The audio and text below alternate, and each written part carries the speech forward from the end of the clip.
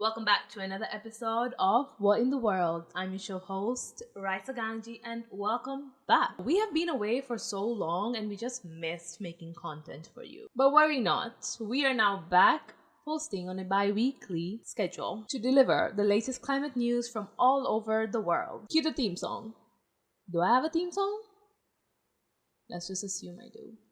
Param pam pam pam. The Tanzanian original. A lot has happened economically, socially, culturally, and even religiously. The US dollar falling to its weakest level. Because what we're doing is very big. We're bringing wealth back to America. We think we're in very good shape. Turning itself into a joke. There will be a negative growth effect around the world. To 125%. The US is the big importer. The Chinese don't import anything like as much. The Nasdaq down over 4%. Not knowing what is going to happen next. Russian tanks and armoured vehicles were already assembling, teaching the West a lesson. Spasiba. Unfair trade practiced by its neighbors. Economists fear that tit-for-tat measures could hurt regional trade and economic growth. The vulnerability of power grids in modern nation states. When things start to go wrong, there can be a domino effect. France and the United States government needs to back off. Ibrahim Traore has spearheaded a bold transformation, breaking away from the entrenched foreign influence and steering the country towards self-reliance. The fashion industry actually loses $500 billion a year due to fashion waste. The gunning down of a member of parliament on one of Nairobi's main roads. Pope Francis has died. Prayer, reflection, and well wishes echoing across the Vatican St. Peter's Square Saturday morning. Withdrawal from the Paris Climate Treaty. We're going to save over $1 trillion by withdrawing from that treaty. Could you imagine Biden doing this? I don't think so. Now, as Brazil prepares to host tens of thousands of climate summit delegates later this year, there is visible evidence that the building work is causing deforestation. New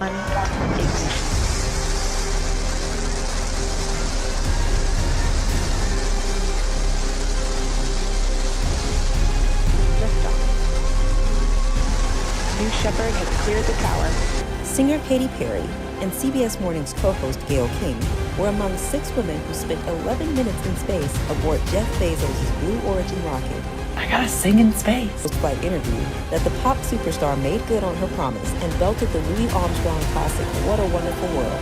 Rocket scientist Aisha Go, astronaut and civil rights activist Amanda Wynn, and film producer Carrie Ann Moore. Overnight, flames reaching the iconic Malibu neighborhood and its beachfront homes. Hundreds of people try to get out. You can see flames here on both sides of the road with very little visibility. Get out of your car, leave your car if you want to live. At the end of the day, I mean, who's ready for something like this? When things like this occur, you really realize how vulnerable you are. Sadly, not much has happened to reverse the effects of climate change. Instead, the chances of the climate reaching the tipping point has increased by tenfold. We have continuously been fed false promises, blindsided in the name of empowerment, fooled by the media and global leaders, and guilt-tripped for not being gifted a Marquis diamond. Okay, maybe that is not related, but that doesn't mean the diamond industry is free of my scrutiny. Coming to the topic of today's episode, the music industry is an industry where, in the beauty of all the performances, it is not mindful towards the waste it creates. It was only a few weeks ago that Coachella was held in California and artists from all over the world performed their music for the world to see. It is truly fascinating to see how people from all walks of life come together to celebrate and embrace different cultures in the name of music, as well as get a leeway into appropriating certain cultures in the name of experimental fashion.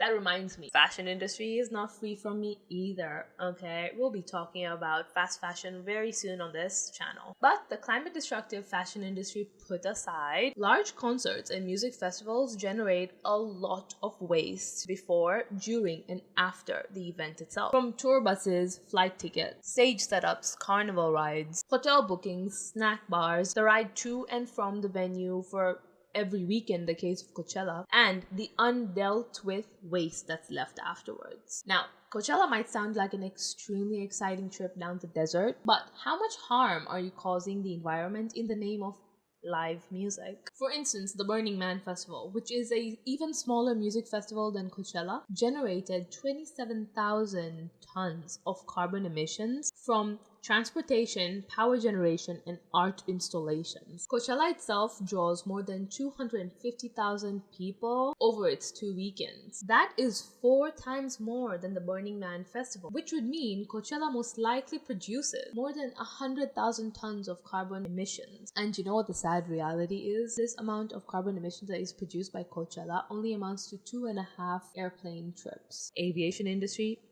I'm coming after you too. Overall, the people attending the festival accounts for approximately 65% of on-site carbon footprint. That means this statistic doesn't consider the amount of carbon footprint you or each of the attendee has generated to get there and to reach back home. So your travel is not at all included in this carbon footprint of the festival. Coachella, the Burning Man, and festivals of their likes are held in open fields rather than arenas, and this results in the disruption of the natural habitat, the animals, the air quality, which in turn impacts the long-term residents that reside in that area. Solid waste is also a significant issue in musical festivals like these. In Britain, approximately 68% of festival waste goes directly into landfills. This includes food, garbage, sewage, grey water, and plastic waste as well, including glitter. Glitter is a common festival accessory. During the Coachella season, my For You page was completely filled with "Get ready with me for Coachella" and Coachella makeup tutorials. But along with glitter being a festival accessory, glitter is a microplastic that negatively impacts the ecosystem by assimilating into food chain and releasing toxic chemicals. At Coachella, only 20% of the physical waste, the solid waste, is recycled. Now, if we put together all the emissions, all the carbon emissions emitted by music festivals all over the world, yearly, the music industry of live music is responsible for approximately 540,000 tons of carbon emissions. And that figure itself is independent of the emissions that it took to make the music, to produce products, merchandise, modes of transport to these live music locations. One takeaway from this is that streaming a 2-minute video may not use that much electricity, but the number of songs streamed every year was 2.74 trillion just in 2021. So just imagine how many times those songs are streamed over and over again and how many more songs have increased, and just imagine how much electricity is being spent on streaming these. Now, streaming and physical attendance put aside, vinyls, I think it's pronounced vinyls. Vinyls, which is a plastic material used to make records in the music industry, are environmentally unfriendly and non-recyclable. Records are made from PVC, that is polyvinyl chloride. And polyvinyl chloride, otherwise PVC, is a polymer that comes from fossil fuel, particularly crude oil. That means it is neither reusable nor regenerative. Other than its unfriendly material content, vinyl manufacturing demands a significant amount of energy. Traditionally, it employs ozone-depleting solvents to print the cover art. But despite the environmental challenges and concerns, the sales continue. Just in 2021, 41.3 million vinyls were sold. Vinyls were sold.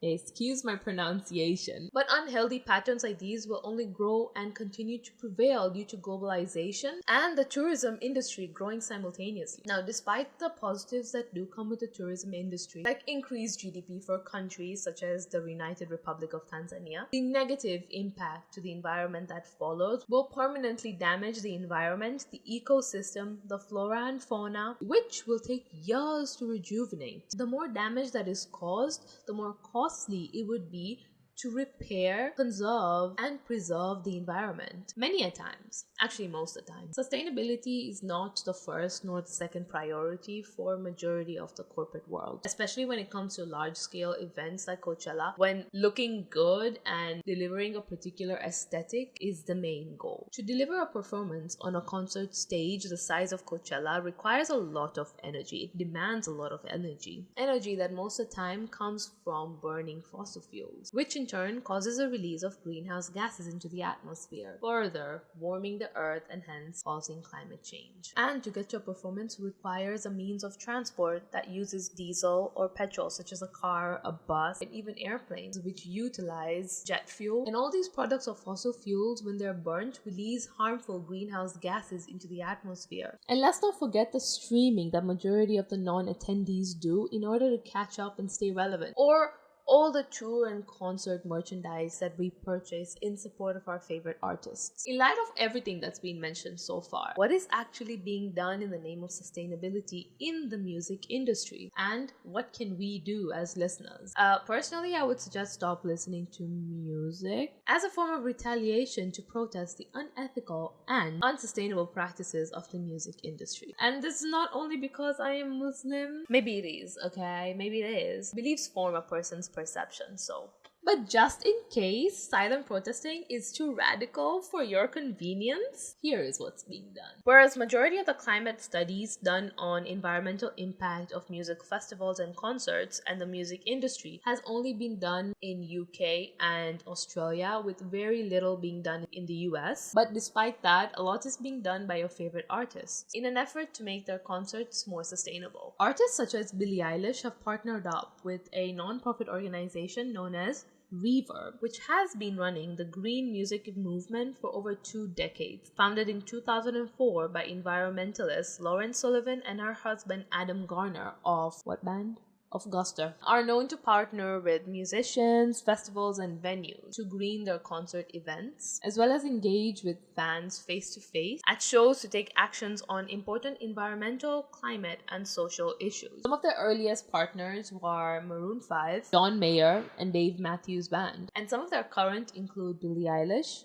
Pink, and Drake. Some of Reverb's sustainability programs to reduce concert waste and tour carbon footprints include single-use plastic reductions or elimination, local farm food coordination, enhanced waste reduction and management, greenhouse gas mitigation, decarbonization, and much, much more. Just look at their impact report from 2022 from Billie Eilish's tour Happier Than Ever. She doesn't look very happy there. With their top highlights being 117,000 plus single-use plastic bottles eliminated, $990,000 raised in support of climate projects and other non-profits, 8.8 million gallons of water saved, 15,000 plus tons of carbon dioxide neutralized, and in all of this, Billie Eilish worked with them from conception to execution. In fact, a few of their artists are also part of their board. Artists such as Jesse Carmichael, Adam Levine, and James Valentine from Maroon 5, Dave Matthews Band, as well as other industry professionals like Mike Luba from Madison House Presents, and Melanie Nakagawa, the Chief Sustainability Officer at Microsoft. Now that we've heard about Reverb, let's circle back to Coachella. For a musical festival that big, let us look at some of their sustainability efforts. Yeah? Let's put them to the test. How do they compare to Reverb? Or let's just see what they're doing. According to the website, they plan to leave a positive environmental legacy through vague commitments.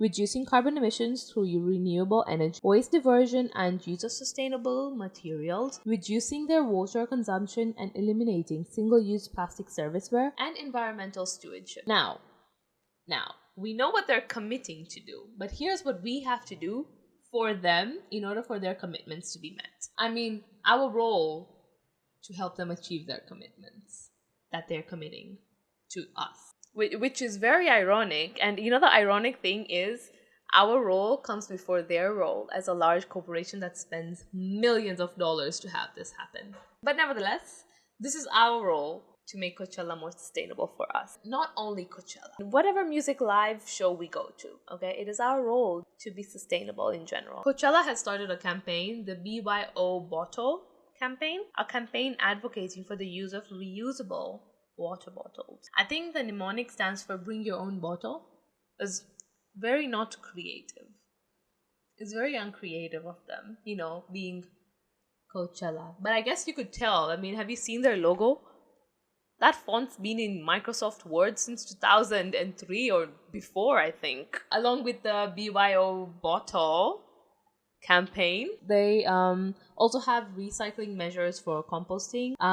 They are encouraging us to carpool, ride a shuttle, which from what I read from their website, some hotels do provide a shuttle. I don't know if they provide a shuttle, but some of the hotels around, they provide a shuttle to Coachella. Or drive low emission vehicles that are not related. Okay, they didn't mention related on their website because they're American. So, and we're also encouraged to clean up after ourselves so they don't need to. But it is also to be mindful of the waste that we do leave at concert areas, but they should clean up too.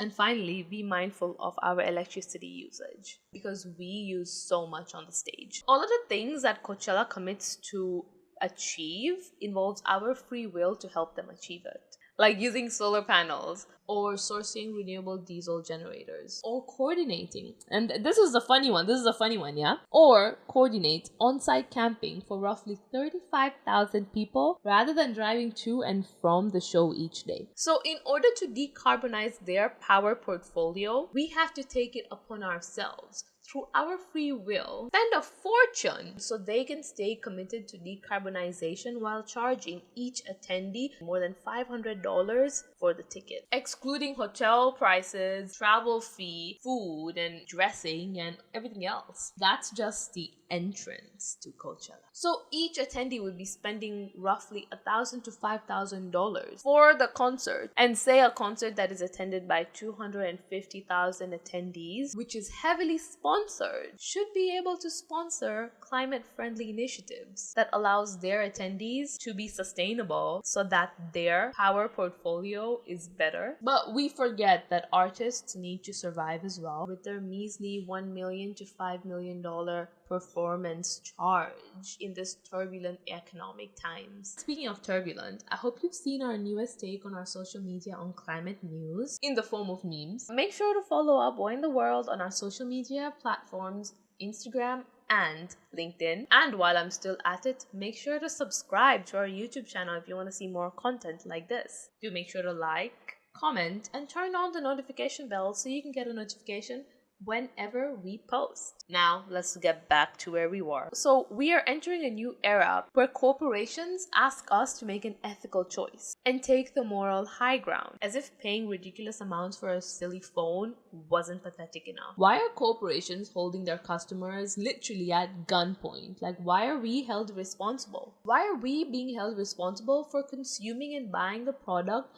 that you make, especially when you've initiated and successfully established a monopoly, when in reality we consumers should be questioning why you even sell such products in the first place, and why are they the only ones that we consume? Monopolizing necessity products is unethical. Maybe they should make the wise choice and take the moral high ground instead of asking us. Climate guilt is actually a new marketing technique, and I think I've talked about it in one of my previous episodes, whereby corporations make you feel guilty for buying that product that causes harm to the environment, whereas they could just be making sustainable products for us to buy. Instead, they monopolize and blame us for having nothing else but their products to buy. I mean, does the music industry expect us to live without music? For those of you just listening, sarcastic eye stare. So it is true that we should be mindful of our lifestyle choices, but why should it only be us? 70% of the climate destruction is caused by top 9 oil companies. So how is it our fault when you've created necessity items that destroy the environment and blame us for being in need of them? Why don't the corporations change and make the world a better place? Because they don't see people, they see profits, and they always put profits above people. It is time to call for an urgent and immediate action towards climate change. We only have one Earth. Let's make it a place worth living in. And with that being said, tune in to next week's episode where I talk about climate protests and capitalism's distaste for climate radicalism. Thank you so much for watching and listening to yet another episode from What in the World. I'm your show host, Raisa Ganji, and thank you so much. Do make sure to leave any comments on what you would like us to cover in our YouTube channel. See you in the next episode. Kwaherini.